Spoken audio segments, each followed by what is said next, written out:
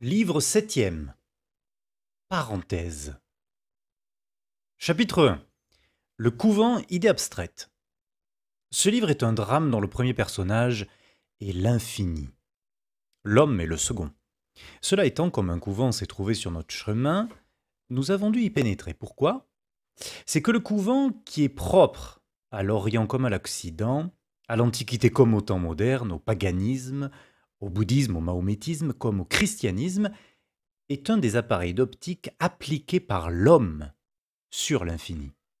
Ce n'est point ici le lieu de développer hors de mesure de certaines idées, cependant, tout en maintenant absolument nos réserves, nos restrictions et même nos indignations, nous devons le dire, toutes les fois que nous rencontrons dans l'homme l'infini, bien ou mal compris, nous nous sentons pris de respect. Il y a dans la synagogue, dans la mosquée, dans la pagode, dans le wigwam, un côté hideux que nous exécrons et un côté sublime que nous adorons. Quelle contemplation pour l'esprit et quelle rêverie sans fond! La réverbération de Dieu sur le mur humain.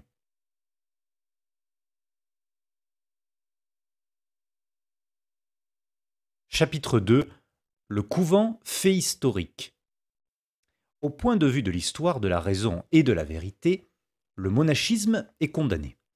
Les monastères, quand ils abondent chez une nation, sont des nœuds à la circulation, des établissements encombrants, des centres de paresse là où il faut des centres de travail. Les communautés monastiques sont à la grande communauté sociale ce que le gui est au chêne, ce que la verrue est au corps humain. Leur prospérité et leur embonpoint sont l'appauvrissement du pays.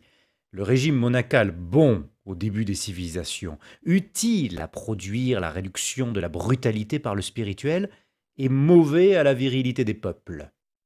En outre, lorsqu'il se relâche et qu'il entre dans sa période de dérèglement, comme il continue à donner l'exemple, il devient mauvais par toutes les raisons qui le faisaient salutaire dans sa période de pureté. Les claustrations ont fait leur temps. Les cloîtres, utiles à la première éducation de la civilisation moderne, ont été gênants pour sa croissance et sont nuisibles à son développement. En tant qu'institution et que mode de formation pour l'homme, les monastères, bons au Xe siècle, discutables au XVe, sont détestables au XIXe. La lèpre monacale a presque rongé jusqu'au squelette deux admirables nations, l'Italie et l'Espagne. L'une la lumière, l'autre la splendeur de l'Europe pendant des siècles. Et à l'époque où nous sommes, ces deux illustres peuples ne commencent à guérir que grâce à la saine et vigoureuse hygiène de 1789. Le couvent, l'antique couvent de femmes particulièrement, tel qu'il apparaît encore au seuil de ce siècle en Italie, en Autriche, en Espagne, est une des plus sombres concrétions du Moyen Âge.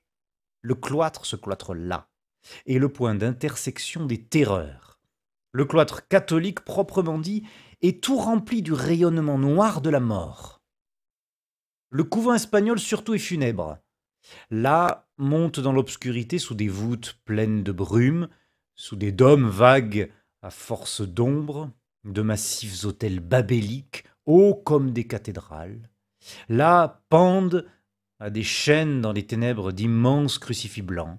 Là s'étalent nus sur l'ébène de grands Christs d'ivoire, plus que sanglants, saignants, hideux et magnifiques, les coudes montrant les os, les rotules montrant les téguments, les plaies montrant les chairs, couronnés d'épines d'argent, cloués de clous d'or, avec des gouttes de sang en rubis sur le front et des larmes en diamants dans les yeux.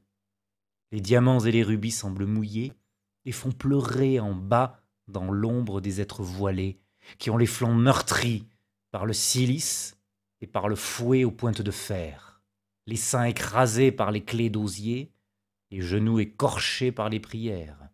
Des femmes qui se croient des épouses, des spectres qui se croient des séraphins. Ces femmes pensent-elles? Non. Veulent-elles? Non. Aiment-elles? Non. Vivent-elles? Non. Leurs nerfs sont devenus des os. Leurs os sont devenus des pierres. Leur voile est de la nuit, tissu. Leur souffle sous le voile ressemble à on ne sait quelle tragique respiration de la mort. L'abaisse, une larve, les sanctifie et les terrifie. L'Immaculée est là, farouche. Tels sont les vieux monastères d'Espagne, repères de la dévotion terrible, antre de vierges, lieu féroce. L'Espagne catholique était plus romaine que Rome même. Le couvent espagnol était par excellence le couvent catholique. On y sentait l'Orient. L'archevêque, Xylar Aga du ciel, verrouillait et espionnait ce sérail d'âme réservé à Dieu. La nonne était l'odalisque, le prêtre était l'eunuque. Les ferventes étaient choisies en songe et possédaient Christ. La nuit, le beau jeune homme nu descendait de la croix et devenait l'extase de la cellule. De hautes murailles gardaient de toute distraction vivante la sultane mystique qui avait le crucifié pour sultan. Un regard dehors était une infidélité. L'impasse remplaçait le sac de cuir. Ce qu'on jetait à la mer en Orient, on le jetait à la terre en Occident. Des deux côtés, des femmes se tordaient les bras. La vague aux unes, la fosse aux autres. Ici les noyés, là les enterrés. Parallélisme monstrueux. Aujourd'hui, les souteneurs du passé, ne pouvant nier ces choses, ont pris le parti d'en sourire. On a mis à la mode une façon commode et étrange de supprimer les révélations de l'histoire, d'infirmer les commentaires de la philosophie et d'élider tous les faits gênants et toutes les questions sombres. Matière à déclamation, disent les habiles. Déclamation, répètent les niais. Jean-Jacques, déclamateur, Diderot, déclamateur, Voltaire sur Calas, Labarre et Sirvin, déclamateur. Je ne sais qui a trouvé dernièrement que Tacite était un déclamateur, que Néron était une victime, et que décidément, il fallait s'apitoyer sur ce pauvre Holoferne. Les faits pourtant sont mal lésés à déconcerter et s'obstinent. L'auteur de ce livre a vu, de ses yeux, à 8 lieues de Bruxelles, c'est là du Moyen-Âge que tout le monde a sous la main, à l'abbaye de Villers, le trou des oubliettes au milieu du pré qui a été la cour du cloître, et au bord de la Dyle. 4 cachots de pierre, moitié sous terre, moitié sous l'eau. C'étaient des in-pace. Chacun de ces cachots a un reste de porte de fer, une latrine et une lucarne grillée, qui dehors est à 2 pieds au-dessus de la rivière et dedans à 6 pieds au-dessus du sol. 4 pieds de rivière coulent extérieurement le long du mur. Le sol est toujours mouillé. L'habitant de l'Inpace avait pour lit cette terre mouillée. Dans l'un des cachots, il y a un tronçon de carcan scellé au mur. Dans un autre, on voit une espèce de boîte carrée faite de 4 lames de granit. Trop courte pour qu'on s'y couche, trop basse pour qu'on s'y dresse. On mettait là-dedans un être avec un couvercle de pierre par-dessus. Cela est, on le voit, on le touche. Ces in-pace, ces cachots, ces gonds de fer, ces carcans, cette haute lucarne au ras de laquelle coule la rivière, cette boîte de pierre fermée d'un couvercle de granit comme une tombe, avec cette différence qu'ici le mort était un vivant.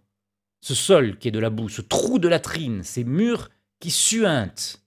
Quel déclamateur!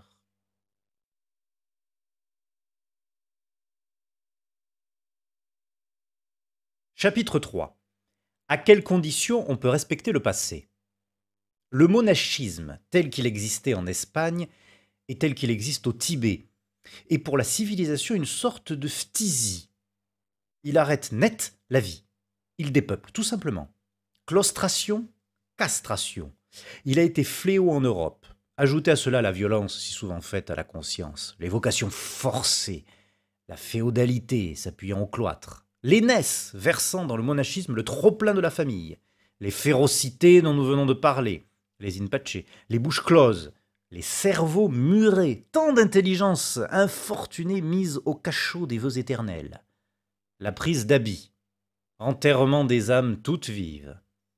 Ajoutez les supplices individuels aux dégradations nationales. Et qui que vous soyez, vous vous sentirez tressaillir devant le froc et le voile. ces dessuaires d'invention humaine.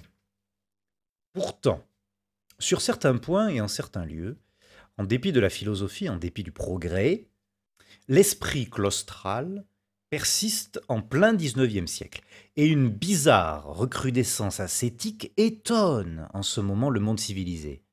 L'entêtement des institutions vieilles à se perpétuer ressemble à l'obstination du parfum ranci qui réclamerait votre chevelure, à la prétention du poisson gâté qui voudrait être mangé, à la persécution du vêtement d'enfant qui voudrait habiller l'homme, et à la tendresse des cadavres qui reviendraient embrasser les vivants. Ingrat, dit le vêtement, je vous ai protégé dans le mauvais temps, pourquoi ne voulez-vous plus de moi? Je viens de la pleine mer, dit le poisson. J'ai été la rose, dit le parfum. Je vous ai aimé, dit le cadavre. Je vous ai civilisé, dit le couvent. À cela, une seule réponse. Jadis. Rêver la prolongation indéfinie des choses défuntes et le gouvernement des hommes par embaumement, restaurer les dogmes en mauvais état, redorer les chasses, recrépir les cloîtres, rebénir les reliquaires, remeubler les superstitions, ravitailler les fanatismes, remancher les goupillons et les sabres, reconstituer le monachisme et le militarisme, croire au salut de la société par la multiplication des parasites, imposer le passé au présent, cela semble étrange. Il y a cependant des théoriciens pour ces théories-là. Ces théoriciens, gens d'esprit d'ailleurs, ont un procédé bien simple. Ils appliquent sur le passé un enduit qu'ils appellent ordre social, droit divin, morale, famille, respect des aïeux, autorité antique, tradition sainte, légitimité, religion. Et ils vont criant « Voyez ! Prenez ceci, honnêtes gens !» Cette logique était connue des anciens. Les aruspices la pratiquaient. Ils frottaient de craie une génisse noire et disaient « Elle est blanche !»« Bos cretatus !» Quant à nous, nous respectons ça et là et nous épargnons partout le passé, pourvu qu'il consente à être mort. S'il veut être vivant, nous l'attaquons et nous tâchons de le tuer. Superstition, bigotisme, cagotisme, préjugés, ces larves, toutes larves qu'elles sont tenaces à la vie. Elles ont des dents et des ongles dans leur fumée. Et il faut les étreindre corps à corps, et leur faire la guerre, et la leur faire sans trêve, car c'est une des fatalités de l'humanité d'être condamnée à l'éternel combat des fantômes. L'ombre est difficile à prendre à la gorge et à terrasser. Un couvent en France, en plein midi du XIXe siècle, c'est un collège de hiboux faisant face au jour. Un cloître en flagrant délit d'ascétisme au beau milieu de la cité de 89, de 1830, de 1848. Rome s'épanouissant dans Paris, c'est un anachronisme. En temps ordinaire, pour dissoudre un anachronisme et le faire évanouir, on n'a qu'à lui faire épeler le millésime. Mais nous ne sommes point en temps ordinaire. Combattons. Combattons, mais distinguons. Le propre de la vérité, c'est de n'être jamais excessive. Quel besoin a-t-elle d'exagérer? Il y a ce qu'il faut détruire et il y a ce qu'il faut simplement éclairer et regarder. L'examen bienveillant est grave. Quelle force! N'apportons point la flamme là où la lumière suffit. Donc, le XIXe siècle étant donné, nous sommes contraires, en thèse générale, et chez tous les peuples en Asie comme en Europe, dans l'Inde comme en Turquie, aux claustrations ascétiques. Qui dit couvent dit marais. Leur putrescibilité est évidente, leur stagnation est malsaine, leur fermentation enfièvre les peuples et les étiole. Leur multiplication devient plaie d'Égypte. Nous ne pouvons penser sans effroi à ces pays où les fakirs, les bonzes, les santons, les caloyers, les marabouts, les talapoins et les derviches pullulent jusqu'au fourmillement venimeux. Cela dit, la question religieuse subsiste. Cette question a de certains côtés mystérieux, presque redoutables. Qu'il nous soit permis de la regarder fixement.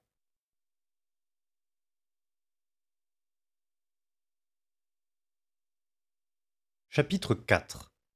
Le couvent au point de vue des principes. Des hommes se réunissent et habitent en commun. En vertu de quel droit? En vertu du droit d'association. Ils s'enferment chez eux. En vertu de quel droit? En vertu du droit qu'a tout homme d'offrir ou de fermer sa porte. Ils ne sortent pas. En vertu de quel droit? En vertu du droit d'aller et de venir qui implique le droit de rester chez soi. Là, chez eux, que font-ils? Ils parlent bas. Ils baissent les yeux. Ils travaillent. Ils renoncent au monde, aux villes, aux sensualités, aux plaisirs, aux vanités, aux orgueils, aux intérêts. Ils sont vêtus de grosses laines ou de grosses toiles. Pas un d'eux ne possède en propriété quoi que ce soit. En entrant là, celui qui était riche se fait pauvre. Ce qu'il a, il le donne à tous. Celui qui était ce qu'on appelle noble, gentilhomme et seigneur est l'égal de celui qui était paysan. La cellule est identique pour tous. Tous subissent la même tonsure, portent le même froc, mangent le même pain noir, dorment sur la même paille, meurent sur la même cendre, le même sac sur le dos, la même corde autour des reins. Si le parti pris est d'aller pieds nus, tous vont pieds nus. Il peut y avoir là un prince, ce prince est la même ombre que les autres. Plus de titres. Les noms de famille même ont disparu. Ils ne portent que des prénoms. Tous sont courbés sous l'égalité des noms de baptême. Ils ont dissous la famille charnelle et constitué dans leur communauté la famille spirituelle. Ils n'ont plus d'autres parents que tous les hommes. Ils secourent les pauvres, ils soignent les malades, ils élisent ceux auxquels ils obéissent, ils se disent l'un à l'autre « mon frère ». Vous m'arrêtez, vous vous écrivez « mais c'est là le couvent idéal ». Il suffit que ce soit le couvent possible pour que j'en doive tenir compte. De là vient que, dans le livre précédent, j'ai parlé d'un couvent avec un accent respectueux.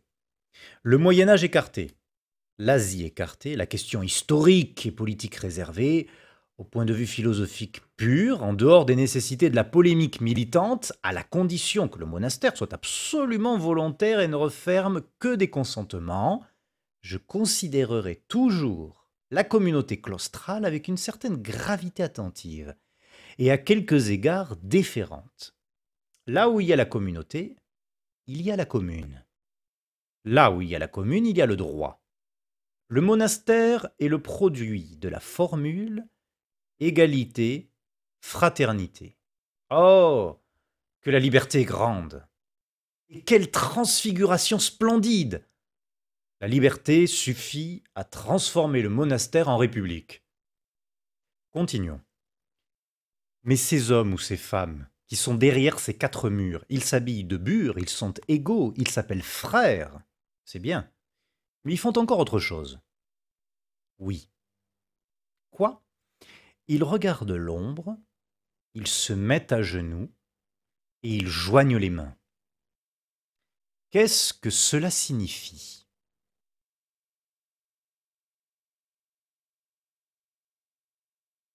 Chapitre 5. La prière.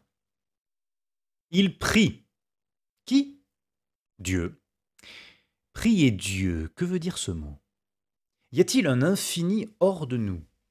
Cet infini est-il un, immanent, permanent, nécessairement substantiel, puisqu'il est infini, et que si la matière lui manquait, il serait borné là, nécessairement intelligent, puisqu'il est infini, et que si l'intelligence lui manquait, il serait fini là.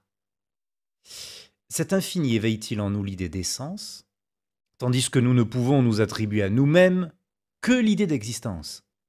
En d'autres termes, n'est-il pas l'absolu dont nous sommes le relatif, en même temps qu'il y a un infini hors de nous?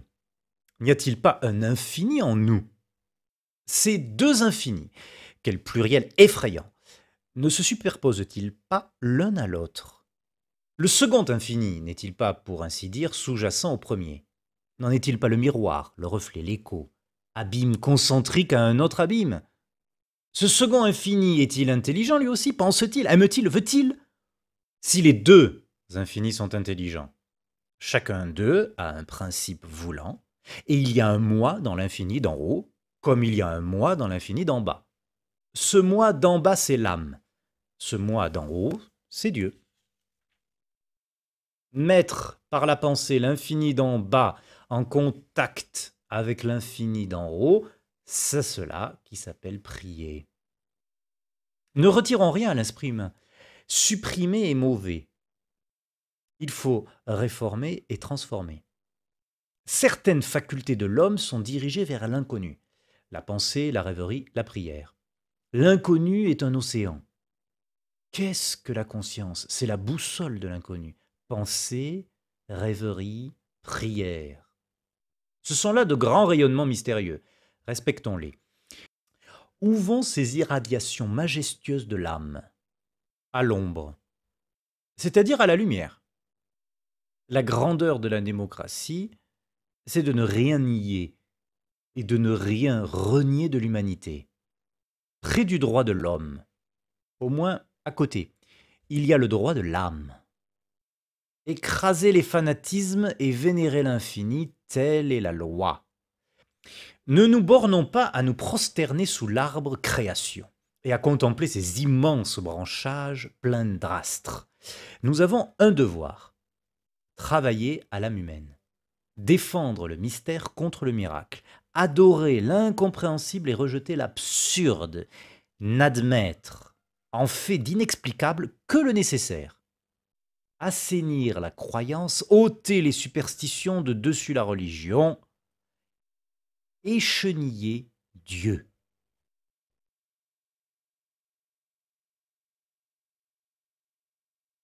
Chapitre 6. Bonté absolue de la prière. Quant au mode de prier, tous sont bons pourvu qu'ils soient sincères.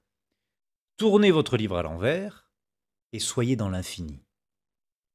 Il y a, nous le savons, une philosophie qui nie l'infini. Il y a une philosophie classée pathologiquement qui nie le soleil. Cette philosophie s'appelle cécité. Ériger un sens qui nous manque en source de vérité, c'est un bel aplomb d'aveugle. Le curieux, ce sont les érotins supérieurs et compatissants qu'on prend vis-à-vis de la philosophie qui voit Dieu, cette philosophie à tâtons. On croit entendre une taupe s'écrier « Ils me font pitié avec leur soleil ». Il y a, nous le savons, d'illustres et puissants athées. Ceux-là, au fond, ramenés au vrai par leur puissance même, ne sont pas bien sûrs d'être athées. Ce n'est guère avec eux qu'une affaire de définition. Et dans tous les cas, s'ils ne croient pas Dieu étant de grands esprits, ils prouvent Dieu.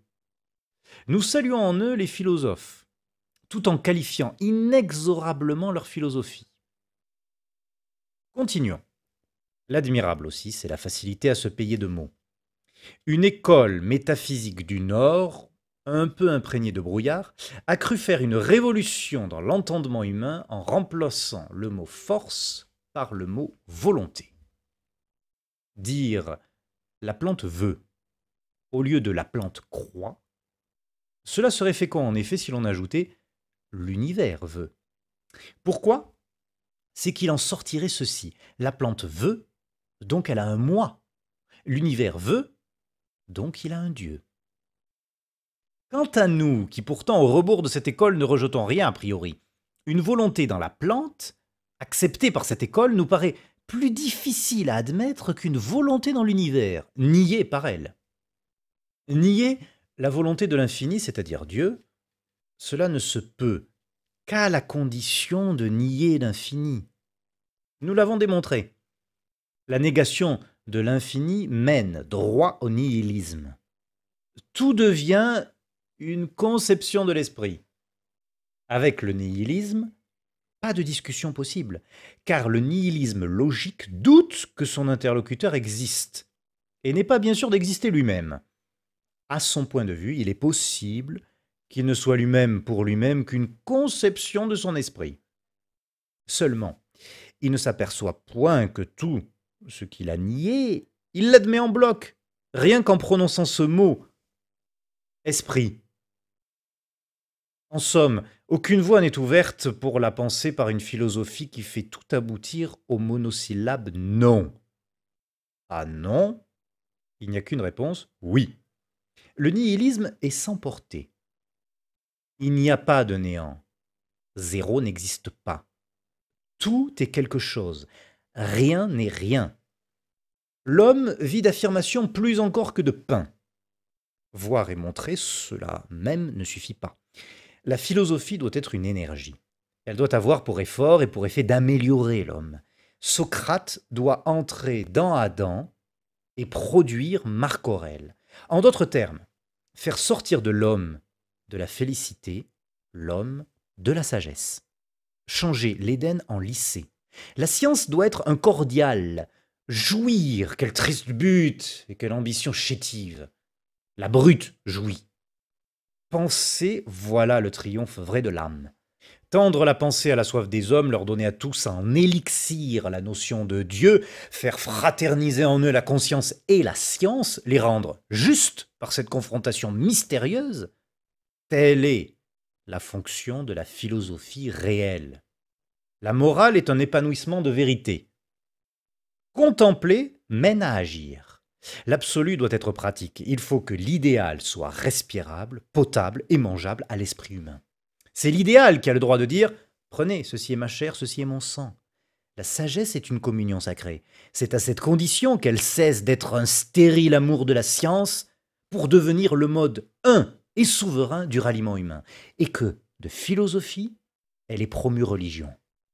La philosophie ne doit pas être un simple encorbellement bâti sur le mystère pour le regarder à son aise, sans autre résultat que d'être commode à la curiosité. Pour nous, en ajournant le développement de notre pensée à une autre occasion, nous nous bornons à dire que nous ne comprenons ni l'homme comme point de départ, ni le progrès comme but. Sans ces deux forces qui sont les deux moteurs, croire et aimer. Le progrès est le but, l'idéal est le type. Qu'est-ce que l'idéal? C'est Dieu. Idéal, absolu, perfection, infini, mots identiques.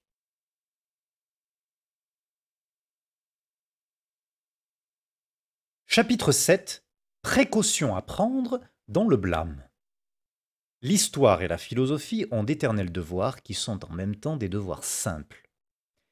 Combattre Caïphe évêque, Dracon juge, Trimalcion législateur, Tibère empereur. Cela est clair, direct et limpide et n'offre aucune obscurité. Mais le droit de vivre à part, même avec ses inconvénients et ses abus, veut être constaté et ménagé. Le cénobitisme est un problème humain. Lorsqu'on parle des couvents, ces lieux d'erreur, mais d'innocence, d'égarement, mais de bonne volonté, d'ignorance, mais de dévouement, de supplice, mais de martyr, il faut presque toujours dire oui et non. Un couvent, c'est une contradiction. Pour but le salut, pour moyen le sacrifice. Le couvent, c'est le suprême égoïsme ayant pour résultante la suprême abnégation. Abdiquer pour régner semble être la devise du monachisme. Au cloître, on souffre pour jouir. On tire une lettre de change sur la mort. On escompte en nuit terrestre la nuit céleste. Au cloître, l'enfer est accepté en avance, douari sur le paradis. La prise du voile ou du froc est un suicide payé d'éternité. Il ne nous paraît pas qu'en un pareil sujet la moquerie soit de mise. Tout y est sérieux, le bien comme le mal. L'homme juste fronce le sourcil, mais ne sourit jamais du mauvais sourire. Nous comprenons la colère, non la malignité.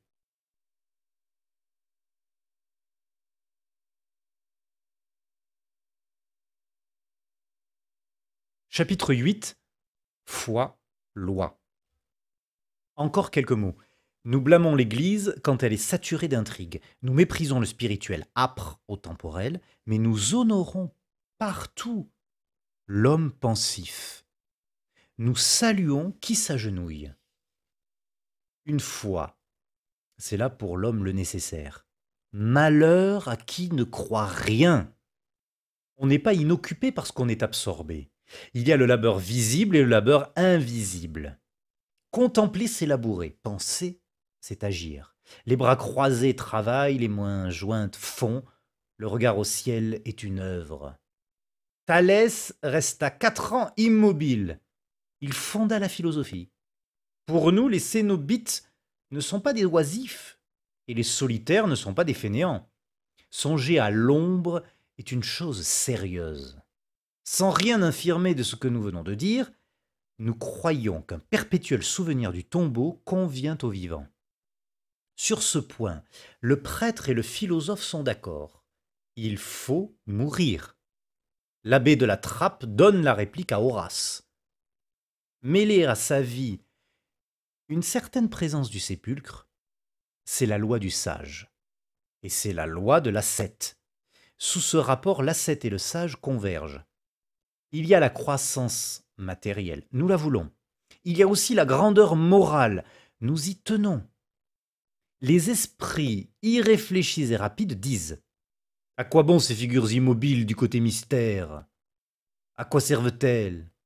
Qu'est-ce qu'elles font? Hélas, en présence de l'obscurité qui nous environne et qui nous attend, ne sachant pas ce que la dispersion immense fera de nous, nous répondons: il n'y a pas d'œuvre plus sublime peut-être que celle que font ces âmes. Et nous ajoutons: il n'y a peut-être pas de travail plus utile. Il faut bien ceux qui prient toujours pour ceux qui ne prient jamais. Pour nous, toute la question est dans la quantité de pensées qui se mêlent à la prière. Liebknecht priant, cela est grand. Voltaire adorant, cela est beau. Deo erexit Voltaire. Nous sommes pour la religion, contre les religions. Nous sommes de ceux qui croient à la misère des oraisons et à la sublimité de la prière. Du reste, dans cette minute que nous traversons, minute qui heureusement ne laissera pas au XIXe siècle sa figure, à cette heure où tant d'hommes ont le front bas et l'âme peu haute, parmi tant de vivants ayant pour morale de jouir, et occupés des choses courtes et difformes de la matière, quiconque s'exile nous semble vénérable. Le monastère est un renoncement. Le sacrifice qui porte à faux est encore le sacrifice. Prendre pour devoir une erreur sévère, cela a sa grandeur. Prise en soi et idéalement, et pour tourner autour de la vérité jusqu'à épuisement impartial de tous les aspects, le monastère, le couvent de femmes surtout, car dans notre société c'est la femme qui souffre le plus. Et dans cet exil du cloître, il y a de la protestation. Le couvent de femmes a incontestablement une certaine majesté. Cette existence claustrale si austère et si morne, dont nous venons d'indiquer quelques linéaments, ce n'est pas la vie, car ce n'est pas la liberté. Ce n'est pas la tombe, car ce n'est pas la plénitude. C'est le lieu étrange d'où l'on aperçoit, comme de la crête d'une haute montagne, d'un côté l'abîme où nous sommes, de l'autre l'abîme où nous serons. C'est une frontière étroite et brumeuse séparant deux mondes, éclairée et obscurcie par les deux à la fois, où le rayon affaibli de la vie se mêle au rayon vague de la mort. C'est la pénombre du tombeau. Quant à nous, qui ne croyons pas ce que ces femmes croient, mais qui vivons comme elles par la foi, nous n'avons jamais pu considérer sans une espèce de terreur religieuse et tendre, sans une sorte de pitié pleine d'envie, ces créatures dévouées, tremblantes et confiantes, ces âmes humbles et augustes qui osent vivre au bord même du mystère, attendant, entre le monde qui est fermé et le ciel qui n'est pas ouvert, tournées vers la clarté qu'on ne voit pas, ayant seulement le bonheur de penser qu'elles savent où elle est, aspirant au gouffre et à l'inconnu, l'œil fixé sur l'obscurité immobile, agenouillée, éperdue, stupéfaite, frissonnante, à demi soulevée à de certaines heures par les souffles profonds de l'éternité.